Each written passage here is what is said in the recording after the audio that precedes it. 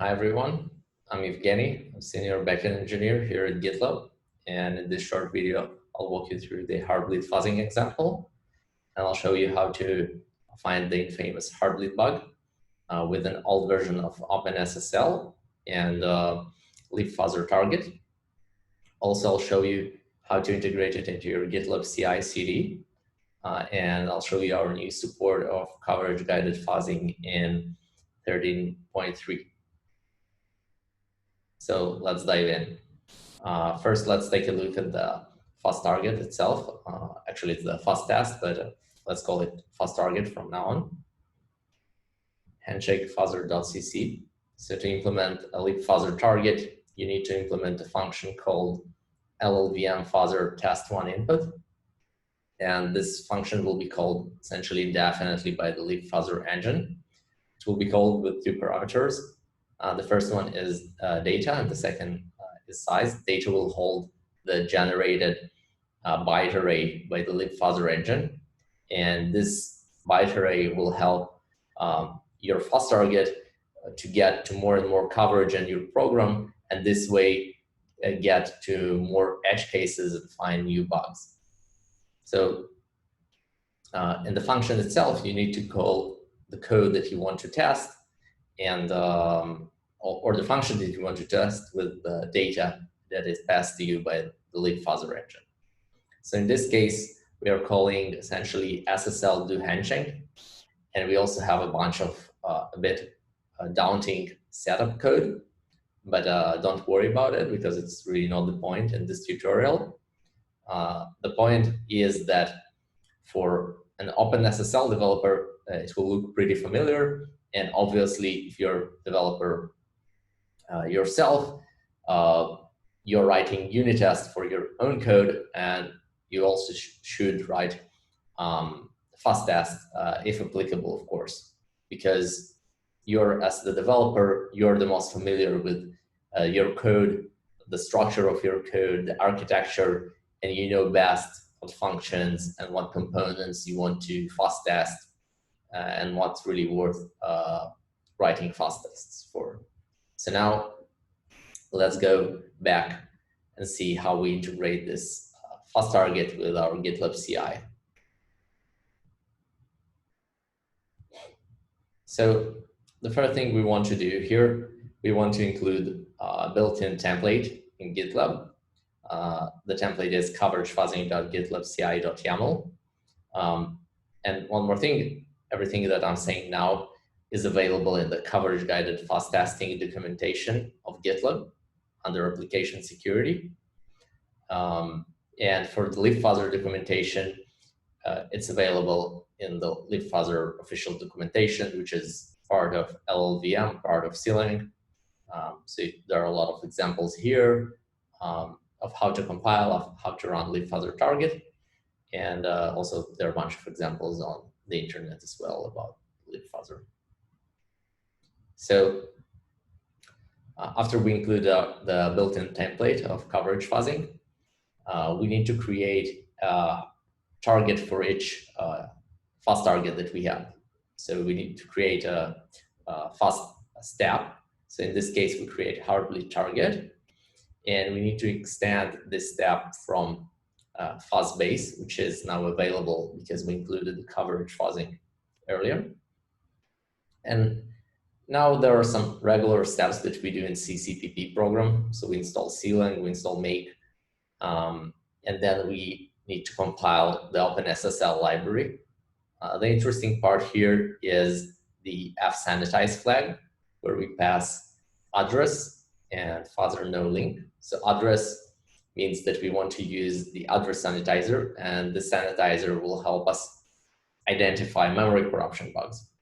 The fuzzer no link is really just that we want to link it with our fuzz target in the next step. So here we compile our handshake fuzzer, and we pass the same sanitizer address, but this time we pass also fuzzer, which means now libFuzzer will know that the fuzz target code is located in this file. Again, this part is really documented in libFuzzer documentation, and the daunting flags of OpenSSL, don't worry about it now, because obviously you're familiar with the build system and the make system of your code. So the important step here is the last step, where we call GitLab fuzz run, and then we pass the binary, the libFuzzer binary. So here you can pass any additional libFuzzer flags, and the GitLab fuzz CLI will just pass through those flags. You can find more information about the GitLab fuzz environment variable and flags in the GitLab documentation. But what this CLI does is it takes care of analyzing, parsing the stack trace, parsing the crashes, doing deduplication of crashes by stack analysis, doing corpus management that I'll talk about in a second. And this is also available because we extended from fuzzbase. So now let's go to the CI. So I'll go to the last pipeline that was triggered because I just pushed some code to my repository. And here we can see two stages. One stage is the test stage, where we usually run our unit tests, and the other stage is the fuzz stage, which contains our Heartbleed target. We may have additional targets, but in this example, we have one fuzz target. The default configuration is to have two stages, test stage and a fuzz stage, but it's really up to you, and you might want to have the fuzz targets running as part of your test stage. So now let's go to the Heartbleed target. Here we can see libFuzzer standard output, and we can see that it detected the crash pretty quickly. And if we go here, we can see that the address sanitizer detected a heap buffer overflow read in memcopy function, which was called by a function that is called TLS1 process heartbeat. And this is why we also call it heartbeat, because apparently, in addition to just doing heartbeat behavior, it also bleeds some bytes, unfortunately. So here we have the stack trace, and if we go now to the security and compliance dashboard, we will see that this bug is analyzed and parsed, and we have the heap buffer overflow read bug here. Now let's go to the details screen. We can see the crash address. We can see that the underlying engine is libFuzzer, and we can also go to something called CWE, which is common weakness enumeration. So while you develop your code, if you find a bug, it's not a vulnerability yet because it doesn't have a CVE, but it is a weakness in your code. And so we link it to the correct weakness, to the correct type of bug. So you can read about this type of bug. You can see more examples, and it might help you understand the bug better. Essentially, you have everything in the stack trace, and you also can access the crash and to reproduce it locally.